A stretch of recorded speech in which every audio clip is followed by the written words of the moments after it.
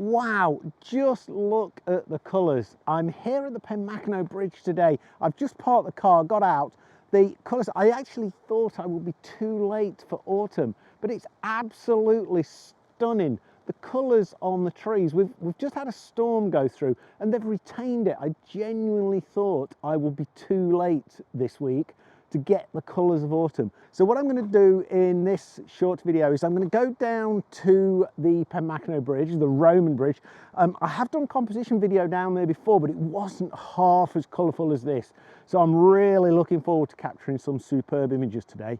And for those of you that really kindly responded to my poll, I promise that I will very shortly be going up a peak to get the mountain peaks of Snowdonia. But we've had some really windy weather just passing through the UK at the moment, which has created a bit of an issue in terms of going to the high peaks. So I'm hoping that probably in about 2 weeks I should be getting up there. So keep your eye open for that one. I've just parked the car. I'm just walking down the very short road now to the bridge. If you don't know where it is, by the way, I'm sure most people do, just drop me a message and I'm happy to tell you where it is. There's no big secret. It's actually on the Ordnance Survey maps of the UK anyway. It is referred to as the Roman Bridge, but my understanding is it's medieval and not Roman. But anyway, it's just a short walk and we'll be there before you know it. And this is our first view of the bridge from the single track road bridge. We can see the bridge down there. The river's in flood. It's not quite as bad as I was anticipating given how much rain we've got. Look at some of the colours down there. So I am going to head down there and get some, hopefully, amazing images. This is such a great location. If you're ever in North Wales, this is a must-visit location. And the trail down to the bridge is as muddy as I expected it to be, given how much rain we've had recently. So I'm up above the bridge now, and it's absolutely stunning. The classic angle is from below, but I think with the colours of the leaves, let me spin the camera around and I'll show you what I'm talking about for this first composition. What I'm going to do is capture a short series of images here, because I'm going to capture one framed by the left, leading line of the branch, the fern leading into the image as well, and the movement of the water under the bridge, plus the colours, the autumn colours of the leaves above the bridge as well, as the typical, the ivy hanging down, which is what you see on pretty much every image. And I'll take a series of these, both wide angle and zoomed in. I'll put the technical data on the image for you guys so that you can see what that is. And then once I've presented this gallery, what I'll do is I'll head on down to the classic location, which is where I made the previous video on composition. So check that out. I'll put the link in the description below afterwards.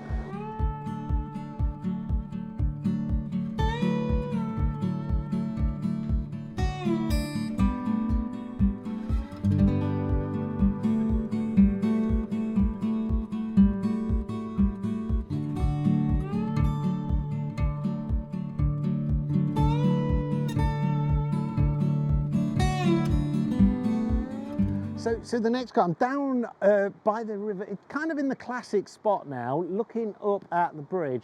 What I've got though, I've got this leaf on the left, this branch, and the leaves, the autumn colours are amazing. So what I'm looking to do is frame it with this lower branch in the bottom left, cover it and frame it above with the branch above, so that we've then got the bridge itself in the centre of the image. But it's going to be framed by all of the autumn colours behind the bridge and also the branches to the right. There is a rope swing over here. That was here last time I was here, so that seems to be a permanent feature. If I do capture that in any of the images, that is the only thing I will take out with Lightroom. Other than that, what you're going to see, as ever with my photographs, is pretty much the unedited, but a little bit of basic editing, just so that you guys get an idea of the images that I capture on location and how I capture them. Right, so let's go, let's take these images and let's see how many we can get, because there's some more trees behind me. I'm going to capture those as well. So let's get the first images in the bank right here. And it's worth noting that what I'm doing to get a shutter speed of approximately ½ a second plus is, rather than use ND filters for this, what I'm actually doing here is actually increasing my aperture. I've actually got it on an f/25. So I'd rather do that than introduce at this point an ND filter, because I think that we'll get the more natural colours. And the lens, whilst it may not be its strong point, it can push to that degree. And again, I'll put that technical information when I post it in the gallery.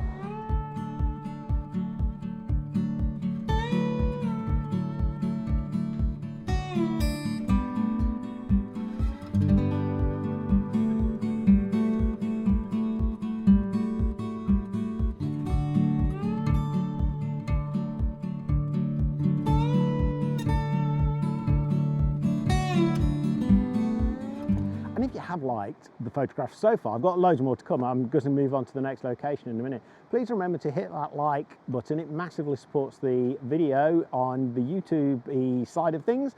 And also please remember, hit that subscribe button and notifications. There's going to be so many videos coming out. Check out the ones that I've already done over the past year or so, and got massive plans for it going forward. And your company on this photographic journey would be massively appreciated. Right. On to the next location we go. So I've moved down the river very slightly, only probably 10 meters or so. But what I'm looking at now is the sun keeps popping out. Although it's raining at the moment, the sun does keep popping out.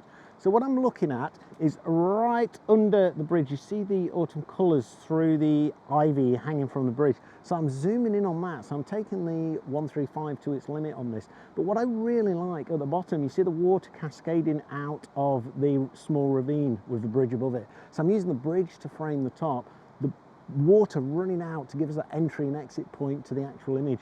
And then the autumn colours in the background, absolutely stunning for the next gallery. And in the same location, what I've done is go portrait on the camera right now. So what I've really noticed is we've got these reeds in the bottom left-hand corner, which really frame it well. I'm trying not to fall in the river here. The sun keeps coming out, as you can see in the background now, so it keeps poking out, which is creating some great colour down in the distance, which I'm zooming in on as well. But what I've got is these rocks, and it's not so well defined on the video, but on the image, they look like brilliant leading lines pointing up to the main subject of the image, which is the bridge and the autumn colours. So again, I'll include this in the gallery in a few seconds. So final image composition here that I'll include in the gallery is I'm going to dissect the image by the bridge. So I've got the autumn colours underneath and the autumn colours above, but dissected by the bridge. I'm not 100% sure this is going to work, but I'll include it in the gallery anyway. And as I say, let me know what you think. Drop your comments below after the gallery and see whether you think that one works and what your favourite image is. That'd be absolutely amazing. And whilst I've been here as well, I've met Jenny Hibbert from Bridgend Photographic Society. Absolutely awesome. Competition winner, everybody. Competition winner. Say hi, Jenny. Hi. So yeah, absolutely brilliant. So she's a judge as well. So I'm going to learn something, I hope, from her as well. Okay. Right, here's the gallery, guys. Let's see what you think of these images.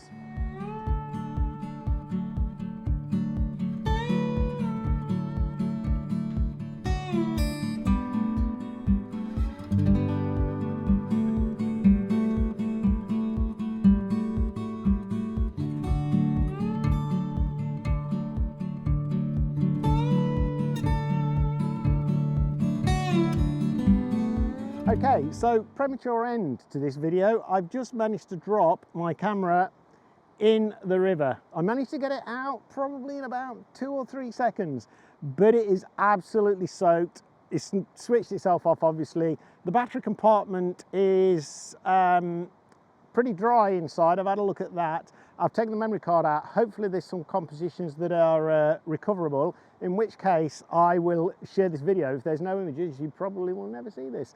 So I'm going to go and see if I can dry this, and to a degree I guess that's what we have insurance for, but it seems to be drying out, so hopefully not too much has got inside. I'm going to keep the lens and everything to just dry out, keep it connected, so hopefully it'll dry out on the car journey home. As I said, that's a bit of a bummer, so it may restrict to videos for a week or two until I either get a new camera or this baby dries out or something. I'll keep you posted on my channel anyway. And as I said, if you've enjoyed this video and my mishaps, please remember to like and subscribe.